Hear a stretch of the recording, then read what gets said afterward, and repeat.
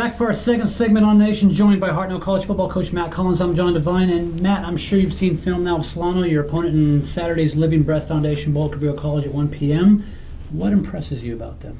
Well, I think they're a very athletic team. They have talent in all areas in the perimeter, and then on the defensive front, they have a good-looking group. And they're active, pretty good size, and they run a few things defensively that they could pose problems. But I think that we can attack in a certain way that's going to give us some opportunities. Now, I don't know if you've seen the film of the NPC Solano game. I was at that game, and I thought the Lobos actually exposed some of Solano's weaknesses. Yeah, we do have that film, and we have been evaluating it, and yes, they do some great things against those guys in the passing game, and I think that a lot of stuff that NPC has been doing over the last couple of years are similar to some of the things that we do as well. Right. So whether they do it a certain way or we do it another way, it still attacks the same areas.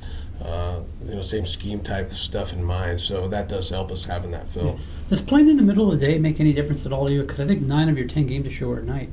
Yeah, it's funny because our athletic director, Danny Teresa, gives me a hard time a lot, thinking that we're a real good football team at night, and I don't think it's one half dozen to the other. Our opening game was on the road in a 98-degree heat and 2 o'clock in the afternoon. Mm-hmm. We got on the bus at 6:30 in the morning.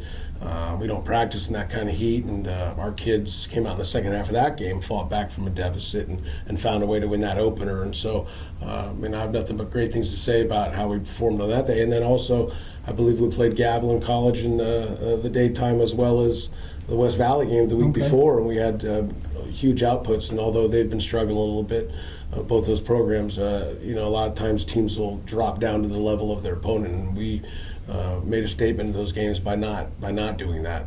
Matt, Alvin Jux has been the heart of your offense all year, comprising almost 50% of it. But the quarterback came up big last week. 4 touchdown passes, 1 rushing touchdown. I think he hit 8 different receivers in that game against NPC. To me, it gives you another dimension that maybe some teams didn't realize. Yeah, first with Alvin, of course, he's been a key to our offense, and we knew that going into the season that we needed to get him the ball as much as we could. But there are a variety of guys that are talented, skilled position players for us on offense, to be honest with you, that haven't had as many touches as they probably could have or should have. So it really hasn't got to the point of utilizing them entirely to rely upon them. But as far as the quarterback position is concerned with Austin, the more people underestimate him, the better our situation is, because I know what he's going to do. He's got some great leadership qualities. This is not the first time where he had struggled in the early part of a game to turn around and come right back and respond and lead our team to victory, and then that's what you expect out of your quarterback, is the competitiveness to continue through 4 quarters of football regardless when things don't go your way. Sure, yeah. Hey, before we get out of here, you're a Cardinal Newman of Santa Rosa grad. They played Palmetto a 10-10 tie this year. If both teams win the section title, who should go to the state bowl game? You're going to do that to me.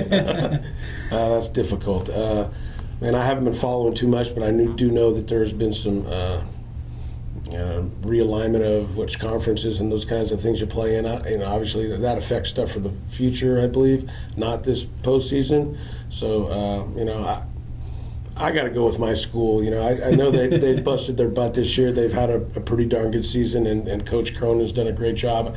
I know Coach Carnazzo and his staff, they year in, year out, are fabulous coaching staff, but I got to stick with the alma mater on that one. Well, we'll see if your quarterback agrees on the next segment.